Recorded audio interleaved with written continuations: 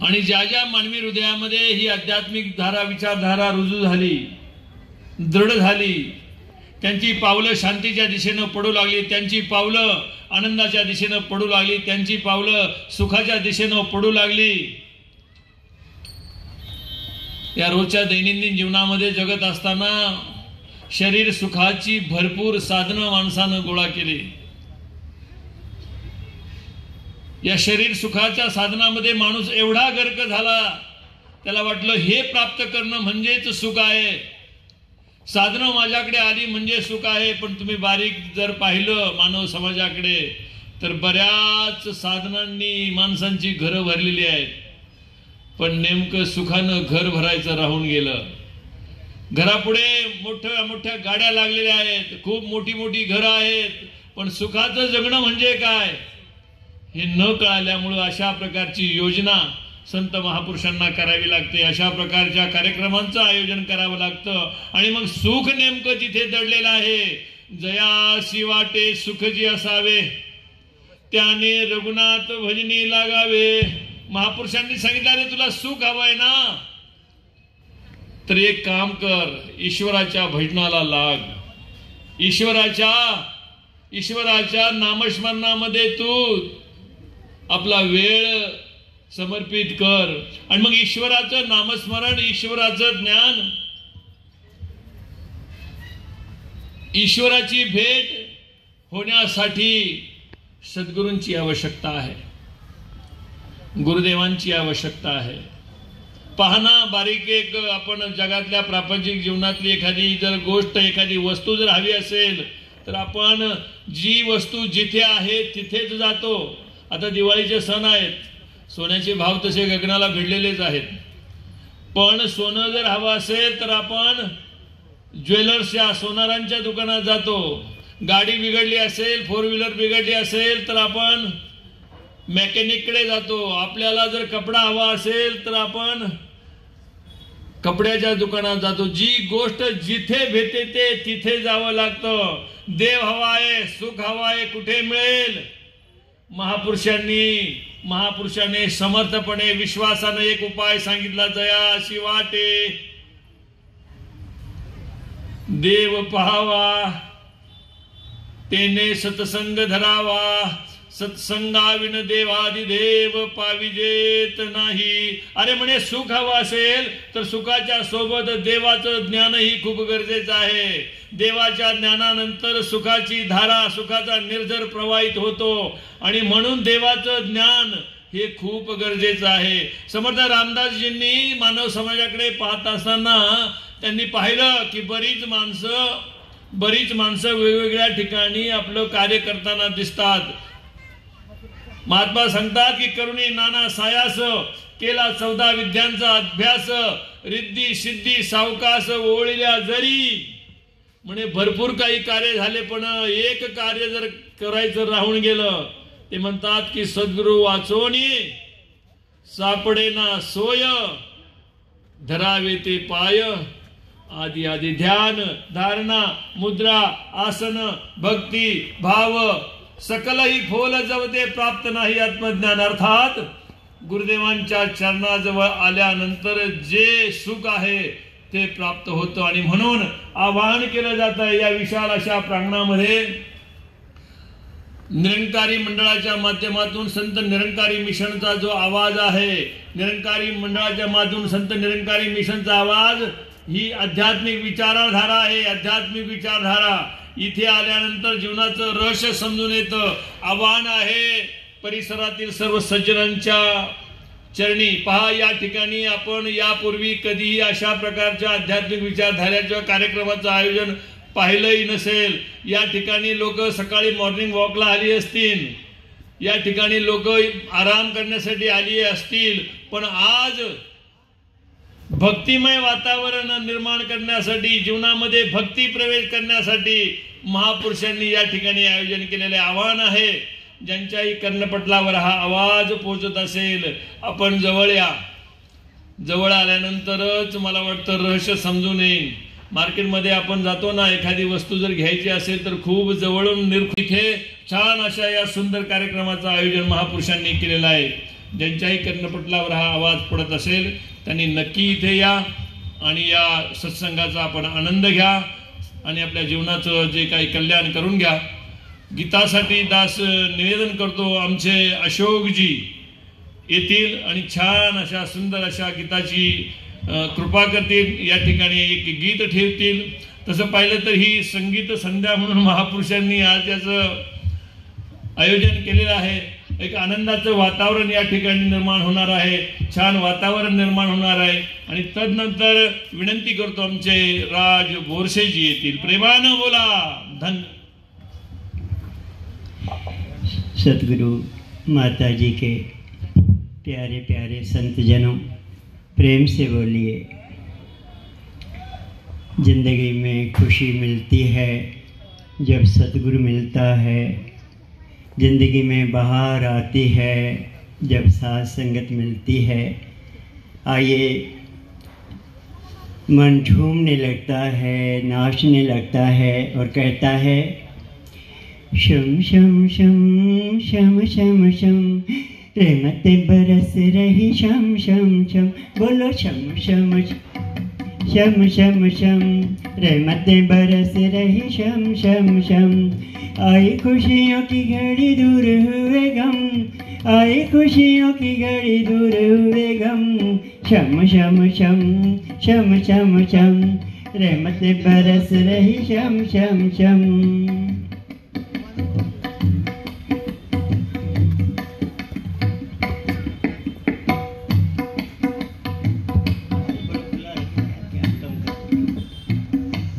से बोलिए. आवाज़ कृपया खुला देंगे तो दिल से गाएंगे. हर आदमी करे जो सत्कार आदमी का, जन्नत से भी हंसी हो घर बार आदमी का. हर आदमी करे जो.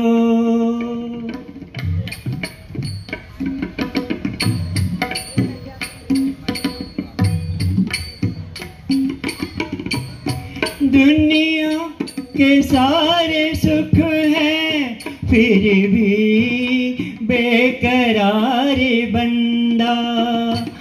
तन से हुआ नहीं है, मन से बीमारी बंदा. तब से दुखी है जब से भूला है प्यारी बंदा. रे जो धर्म प्यार लेकर संसार में आया. हर धर्म प्यार लेकर संसार में आया. सारे पैगंबरों ने था प्यार ही सिखाया. इस राह से भटक कर इंसान डगमगाया. हर आदमी करे जो सत्कार आदमी का, जन्नत से भी हंसी हो घर बार आदमी का. हर आदमी करे जो.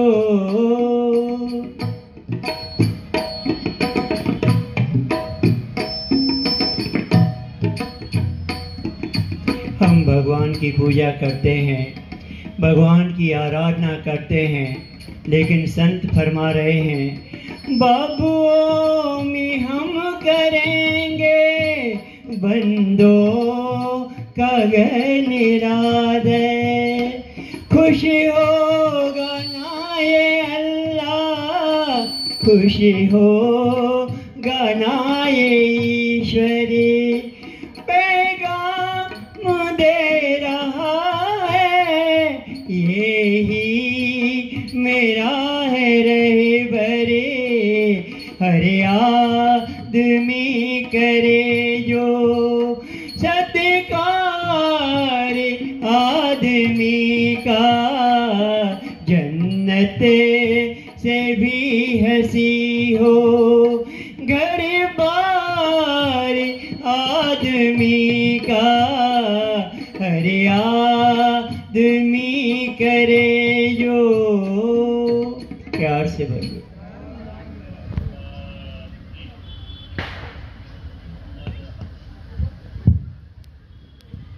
संसार की तरफ जब निगाह जाती है तो इस तरह की म्हटले अनेको वर्षांचं जीवन, कधी सासंगजी 184 मध्ये, कधी सापाची योनी भेटली, कधी सासंगजी पाण्यामध्ये राहणारे होतो, कधी सासंगजी आकाशात उडणारे होतो। ही सगळी जन्म भोगून आल्यानंतर मनुष्य जन्म मिळाला आहे। 184च्या शेवटी मनुष्य जन्म पावे पाटी, या परी उत्तम कीर्ती म्या रचली नाही। आणि मग हा जन्म कशासाठी मिळाला? एक प्रश्न आहे सासंगजी, एक कॅल्क्युलेशन दास करत होता। एक लहान मूल जर बघितलं, लहानपणापासून सासंगजी रोज शाळेत जातो, 5 तास सासंगजी जवळजवळ तो शाळेत जातो। कशासाठी? की 20, 22, 25 वर्षानंतरचं माझं आयुष्य सुंदर व्हावं, यासाठी एक लहान मूल रोज दिवसाचे 5 तास कमीत कमी आपण पकडूया, त्याच्यापेक्षा जास्त असतात। सासंगजी रोज 5 तास जातोय। महिन्याचे जर बघायला गेलं तर झाले 150 तास, वर्षाचे बघायला गेलं तर झाले 1800 तास। आता 22-25 वर्षानंतर जनरली सासंगजी डिग्री भेटल्यानंतर मनुष्य नोकरीला लागतो आणि त्याच्यानंतर मग ती सगळी कार्य कंप्लीट करायची असतात, सगळ्या लक्झरियस गोष्टी सासंगजी प्राप्त करायच्या असतात। त्यासाठी 20, 22, 25 वर्षापर्यंत एक लहान मूल रोज खर्च करतोय दिवस। सासंगजी जर 22 वर्षाचं जर कॅल्क्युलेशन केलं तर कितीतरी 1000 तास खर्च केलेली आहेत। कशासाठी? फक्त आणि फक्त 22-23 वर्षानंतरचं माझं आयुष्य सुंदर व्हावं। आता वास्तविक बघायला गेलं तर मागेच एक न्यूज अशी आली होती की एका व्यक्तीने डिग्री कंप्लीट केली, नोकरी मिळाली आणि ऑफिसला जाता जाता ऍक्सिडेंट झाला आणि रामनाम सत्य। मग कशासाठी सासंगजी? रात्रंदिवस एक तर केलं जात आहे की 20, 22, 25 वर्षानंतरचं माझं आयुष्य सुंदर व्हावं, त्यासाठी रोज सासंगजी कष्ट घेतली जात आहेत। नवे ती कष्ट साधी नाही आहेत। रोज मोठी बॅग घेऊन जायला लागते, सरांकडनं छड्या खायला लागतात, घरी येऊन ग्रहपाठ कंप्लीट करायला लागतो।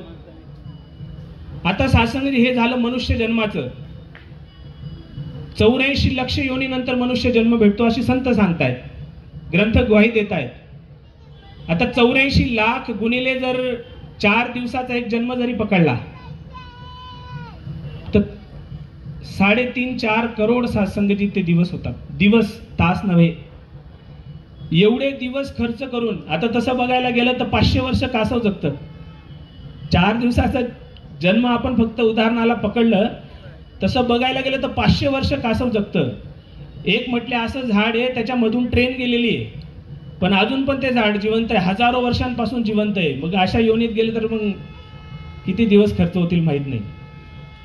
मग 20, 22, 25 वर्षासाठी एवढा खटाटोप सासंगजी मनुष्य करतोय। एवढे 3.5-4 करोड दिवस कमीत कमी पकडले आपण, एवढा जे खर्च करून एवढा जो त्रास। बरं, तिथे असं नव्हतं की AC लावलेला होता, लक्झरियस कार होती, कधी सासंगजी सरपटत जावं लागलं, कधी सासंगजी कोणी गरम पाणी टाकलं, कधी सासंगजी कोणी जमिनीत पुरलं। काय काय काय काय कष्ट करून सासंगजी मनुष्य जन्म मिळालेला आहे। मग कशासाठी? मनुष्य सासंगजी 20-22 वर्षाचं मूल्य लावतोय, ज्या जन्माची सासंगजी गॅरंटी पण नाहीये, त्याच्यासाठी रोज दिवस रात्र एक केलं जात आहे। पण सासंगजी मनुष्य जन्म जो मिळालेला आहे 84 लक्ष योनीनंतर, त्याच्यासाठी काय? एक शायरने सुंदर शेर म्हटला की, म्हटले एक मनुष्याला करायला जे 70, 80, 90 वर्ष लागतात ना, ते करायला एका किड्याला 1च दिवस लागतो। सुबह का बचपन हंसते देखा, दोपहर मस्त जवानी, शाम को बुढ़ापा ढलते देखा, रात को खत्म कहानी। म्हटले त्या किड्याचा जन्म सकाळी होतो, नंतर थोड्या वेळानंतर म्हटले दुपारपर्यंत त्याचं तारुण्य येतं, लग्न होतं, त्याची मुलं बाळ होतात, संध्याकाळपर्यंत रात्री निघून जातो.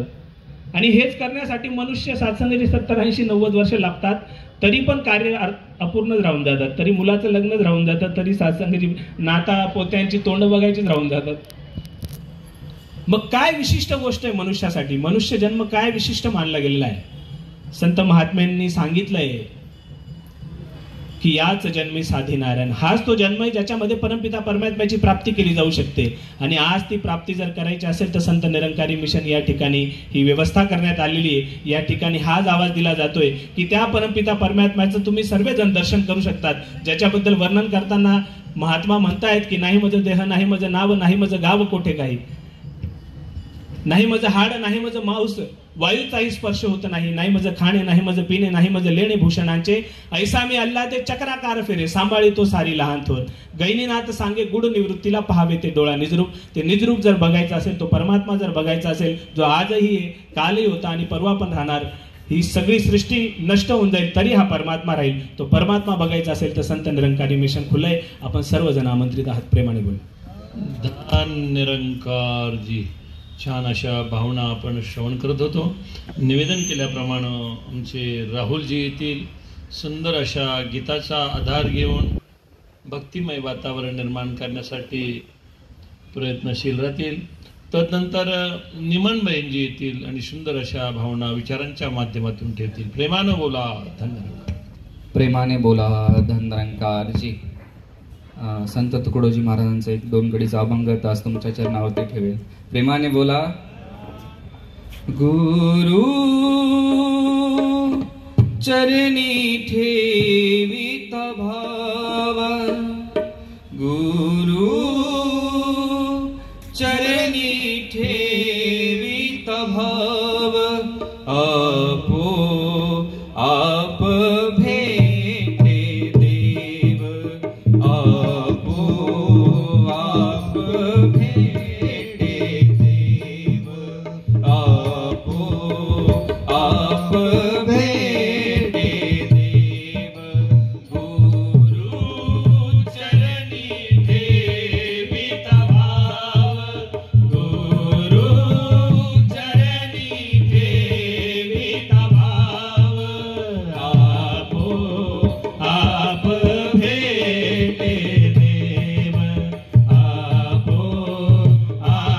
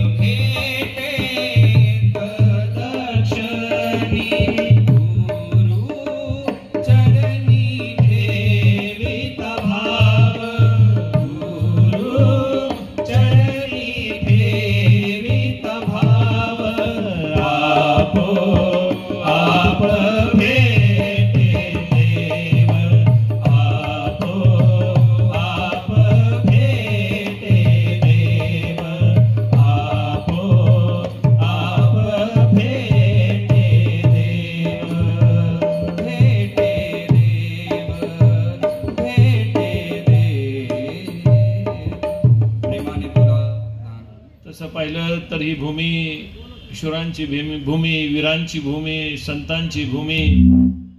आणि हा जो परिसर आहे ना, हा संतांच्या पदस्पर्शानं पावन झालेला हा संपूर्ण परिसर.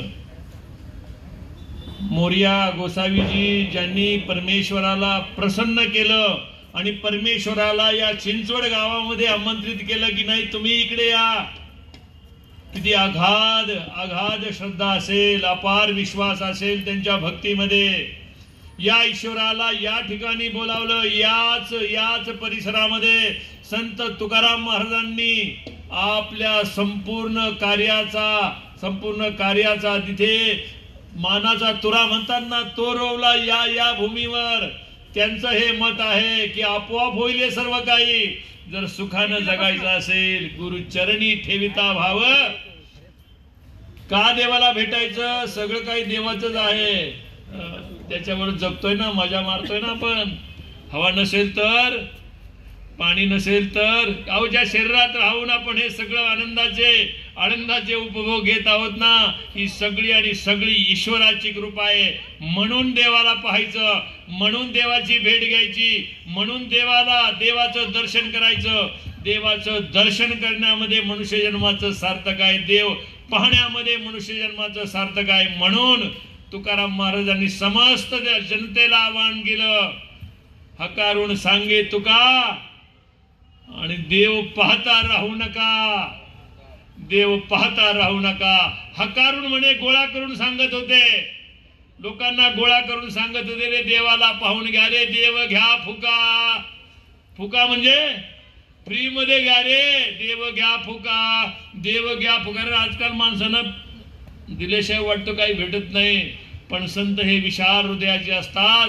अशा प्रकारे फ्री मध्ये आहे ईश्वरी दर्शन, फ्री मध्ये आहे जीवनाचा आनंद, फ्री मध्ये आहे संतांचे विचार. आणि म्हणून या आणि आपल्या जीवनाचं कल्याण करा. निमन बेंजी येतील, सुंदर अशा विचारांच्या माध्यमातून आपल्या भावना आपणासमोर ठेवतील. प्रेमानं बोला धनरंकाची.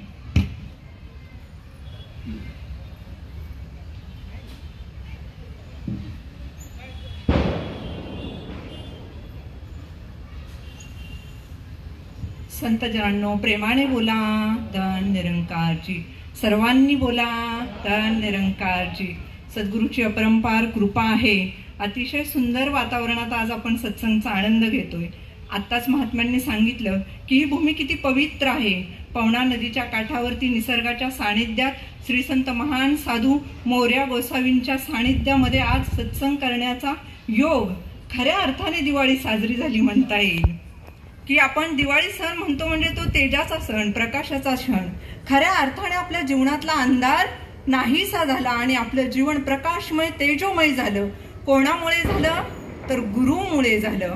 म्हणून गुरुचे लाख लाख शुक्रिया की सद्गुरु जीवनामध्ये आला आणि खऱ्या अर्थाने आमच्या जीवनातला अंधार, अज्ञान, दुःख, कष्ट सर्व काही संपूर्ण गेले. आणि जो काही आज आनंद आहे जीवनात तो केवळ आणि केवळ सद्गुरुमुळे. म्हणूनच आता सुंदर अभंग देखील म्हटला की तुका म्हणे गुरु भजनी देव भेटे तत्क्षणी. की गुरुला भजल्यानंतरच प्रभू परमात्म्याची प्राप्ती तुम्हाला होणार आहे. कोणत्याही संत महात्म्यांचा इतिहास पाहिला तर प्रत्येक संत महात्म्यांच्या जीवनामध्ये सद्गुरू आला आणि नंतरच ईश्वराची प्राप्ती झाली. संत ज्ञानेश्वर माऊलींनी देखील ही ज्ञानाची धारा घराघरापर्यंत पोहोचण्यासाठी अतोनात कष्ट भोगले आणि ती ज्ञानाची धारा घराघरापर्यंत पोहोचवण्यासाठी आटोकाट प्रयत्न केले. आज निरंकारी मिशनच्या माध्यमातून तीच ज्ञानाची धारा तुमच्या दारापर्यंत येऊन पोहोचलेली आहे. जे आजूबाजूला संत भाविक सज्जन असतील त्यांना खरोखरच जिज्ञासू मनात जर निर्माण झाली असेल तर खरोखर 2 तास वेळ द्या आणि या ठिकाणी सत्संग संपल्यानंतर त्या ब्रह्मज्ञानाची प्राप्ती करून घ्या. की ज्या भगवंताची मी पूजा करत आहोत तो भगवंत नक्की कसा आहे, तो खुश करण्यासाठी मला काय करावं लागेल. माझं जीवन जे अपसेट झालेलं आहे की घरामध्ये आपण म्हणतो टीव्ही सेट आहे, डिनर सेट आहे, सोफा सेट आहे, पण माइंड मात्र अपसेट आहे. हे अपसेट माइंड सेट करायचं असेल तर आजच्या सारखा सुंदर मुहूर्त नाहीये. म्हणून खऱ्या अर्थाने तुमच्या जीवनामध्ये जर आनंद, स्थिरता, शांती यावी असं वाटत असेल तर 2 तास स्वतःसाठी द्या आणि सत्संग संपल्यानंतर ती ब्रह्मज्ञानाची प्राप्ती करून घ्या. हेच दाशी आवाहन करेल. प्रेमाने बोला धन निरंकार जी सगळं काय आहे माणसाकडं, पण बरं वाटत नाही. हे जे बरं न वाटण्याचं कारण काय माहिती का? काहीतरी मिसिंग आहे. हे जे मिसिंग आहे ना, काहीतरी चुकतंय, काहीतरी राहून जात आहे. हे जे राहून जे जाते ना, ते घेऊन आलेत. हे संत महात्मा ते घेऊन आलेत की या परमेश्वराला आपल्या जीवनामध्ये समाविष्ट करा आणि आपल्या जीवनाचा आनंद द्विगुणित करा. हे जे भक्तिमय वातावरण आहे, खरी दिवाळी साजरी करायची असेल ना, खरे जर फटाके फोडायचे असतील ना, आनंदाचे फटाके फोडायचे असतील ना, तर ईश्वराला जीवनामध्ये स्थान देणं खूप गरजेचं आहे. ईश्वरी दर्शन खूप गरजेचं आहे. निवेदन केलं नव्हतं, पण आमचे भावेश खोशेजी जे देहूवरून आलेले महात्मा आहेत, भावेश खोशेजी,